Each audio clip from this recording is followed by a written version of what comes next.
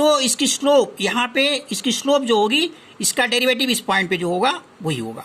That is at a point P of the curve represent the slope of the tangent to the curve at P. So derivative at a point P of a curve represent the slope of the tangent to the curve at P. तो slope क्या हो जाएगी? Let us suppose this tangent makes an angle psi with axis of x. तो tan psi will be your slope of this tangent. So यहाँ पे देखिए acute angle आपका है, इसलिए tan psi जो होगा वो पॉजिटिव होगा, ग्रेटर देन 0 होगा. तो यहाँ पे देखिए ग्रेटर देन 0 होगा. अब यहाँ पे देखिए ये आपका x के बढ़ने के पे क्या हो रहा है, ये पोर्शन ले लीजिए, ठीक है. तो ये ग्रेटर देन 0 होगा, यहाँ पे ये आपका हो गया. That is we see that f is strict increasing, f is strict increasing function in D1. ये D1 पार्ट ले लीजिए, ये आपका कर्व है, इसका यहाँ से यहाँ तक का पार्ट ये D1 ले लीजिए, ये यहाँ से यहाँ तक का ये D1 पार्ट है, जो कि DF का सबसेट है. Then tangent to the curve y equal to fx at every point of D1. Tangent to the curve at every point of D1 क्या हो जाएगा? Makes an angle acute angle psi with the positive direction of x axis. Therefore tan psi is greater than 0. So यहाँ क्या हो गया? f dash x आपका greater than 0 हो जाएगा. ये जो आपका tan psi जो है वो जो tan psi है इसकी डेरिवेटिव, इस पॉइंट पे डेरिवेटिव की वैल्यू है. तो f डैश x जो हो जाएगा आपका क्या हो जाएगा? ग्रेटर देन 0 हो जाएगा for all x belonging to D1. तो यहाँ से यहाँ तक जो भी आपका है, ठीक है, तो यहाँ पे ये आपका f dash x greater than 0 हो जाएगा. तो ये क्या हो गया? ग्रेटर देन 0 हो गया.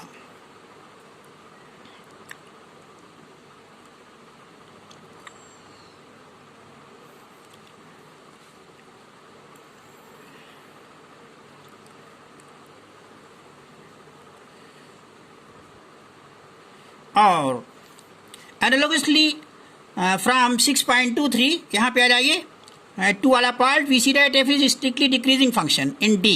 यहाँ पे देखिए D2, ये D2 मान लीजिए, ये यहाँ से यहाँ तक ये आपका कर्व दिया गया, ये पोर्शन आपका यहाँ से यहाँ तक का D2 मान लीजिए.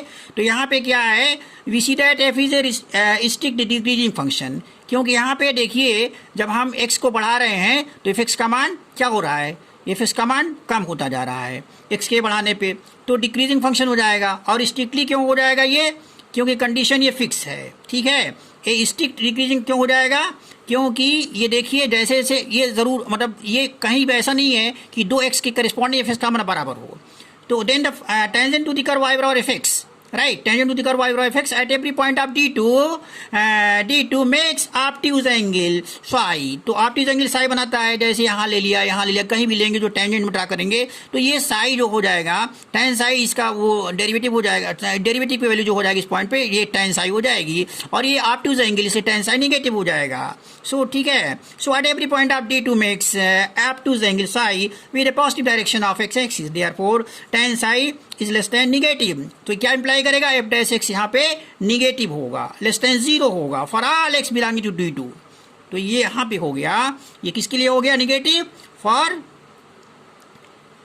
स्ट्रिक्ट डिक्रीजिंग फंक्शन के लिए, ठीक है. और स्ट्रिक्ट इंक्रीजिंग फंक्शन के लिए क्या हो जाएगा? यहाँ पे स्ट्रिक्ट इंक्रीजिंग फंक्शन के लिए क्या हो जाएगा? ये पॉजिटिव हो जाएगा f डैश x. एक चीज रिमार्केबल बात और है, but our this one thing more here.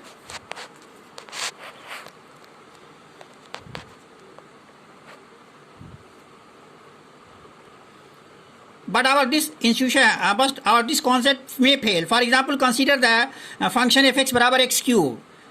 df belongs to df is equal to r. ये बन गया आपका, तो यहाँ पे ये बन गया आपका fx बराबर x cube. ये हो गया आपका ग्राफ हो गया. ये portion of its graph is shown and it is strict increasing function. How? It is a strict increasing function. However, f dash x is equal to 3x square. At x बराबर 0, f dash x का मान 0 हो गया. So the slope of the tangent at x बराबर 0 is not positive. It is 0. ठीक है, ये हो गया. तो इसको और मॉडिफाई कर लीजिए. So we say that in fact we have, if f is a function, we say that we have, if a function f is increasing in D1, a subset of df, a function f is increasing in D1, a subset of df, then f dash x is greater than or equal to 0 for all x belonging to D1.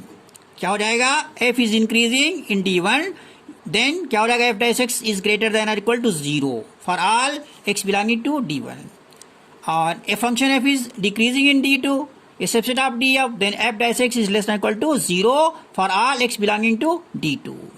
So come to theorem 1. I stated if a function f is continuous in closed interval a b and derivable or differentiable in open interval a b, and पहला f dash x is greater than or equal to 0 for all x belonging to a b, open interval a b, then f is increasing in closed interval a b, and second f dash x is greater than 0 for all x belonging to open interval a b, यानी a b को छोड़ के, ठीक है, then f is strictly increasing in close interval a b. अगर f dash x greater than 0 है तो क्या हो जाएगा, एफ स्ट्रिक्टली इंक्रीजिंग हो जाएगा. एफ डैश एक्स जो है आपका ग्रेटर देन इक्वल टू 0 है तो ये अब जो हो जाएगा इंक्रीजिंग हो जाएगा. देखिए जब आपका इंक्रीजिंग होगा तो equal greater than equal to रहेगा, और अगर आपका स्ट्रिक्टली हो जाएगा तो बराबर का साइन हटा देंगे, ठीक है, एफ डैश एक्स में बराबर का साइन हटा देंगे. सेकेंड है, if f is a continuous in close interval a b and differentiable in open interval a b, and f dash x is less than और equal to 0 for all x belonging to open interval a b, then f is decreasing in close interval a b, and f dash x is negative, f dash x is less than 0 for all x belonging to open interval a b, then f is strictly decreasing in capital close interval a b. f dash x अगर less than 0 है तो क्या हो जाएगा, f strictly decreasing हो जाएगा, ठीक है, और अगर f dash x का मान 0 से कम या बराबर है तो f decreasing हो जाएगा, ठीक है. तो जब देखिए लेस देन और इक्वल टू 0 रहेगा, जब इक्वल साइन लगा रहेगा तो स्ट्रिक्टली को हटा देंगे, इक्वल लगा देंगे. जब ये इक्वल साइन लगा रहेगा, जब स्ट्रिक्टली लगा रहेगा इक्वल साइन नहीं रहेगा, जब इक्वल साइन लगा रहेगा तो स्ट्रिक्टली नहीं रहेगा, और जब नहीं लगा रहेगा तो स्ट्रिक्टली रहेगा.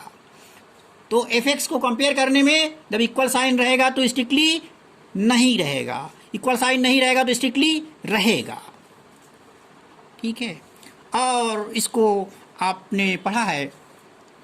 The formal proofs of these theorems are based on Lagrange mean value theorem.